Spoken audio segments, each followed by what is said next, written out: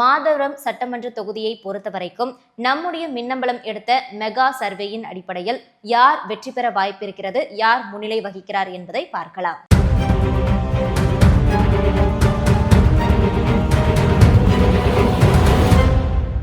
மாதவரம் தொகுதியை பொறுத்தவரைக்கும் 2016, 2021 தற்போது 2026 மூன்றாவது முறையாக களம் காண்கிறார் திமுக உடைய வேட்பாளர் எஸ் சுதர்சனம் அவர்கள். அவர்தான் தற்போது எம்எல்ஏ.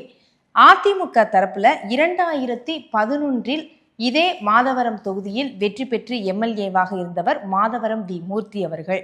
ஆக வலிமையான வேட்பாளர்கள் தான் இருவருமே அப்படின்னு சொல்லலாம். களம் சுவாரஸ்யமாகவே இருக்கும். நமது மின்னம்பலம் மீடியா சார்பாக எடுத்த கருத்து கணிப்பின்படி திமுக 43%, அதிமுக 23%, தமிழக வெற்றி கழகம் 24%, நாம் தமிழர் கட்சி 9%. திமுக வெர்சஸ் அதிமுக என்று களம் காணக்கூடிய இந்த மாதவரம் தொகுதியில் திமுக 19% இடைவெளியில் வசதியாக முன்னிலை வைக்கிறது. எஸ் சுதர்சனம் அவர்களுக்கு வெற்றி வாய்ப்பு இருக்கிறது. யாஸ்கோ சட்ஸ் அண்ட் தோத்திஸ்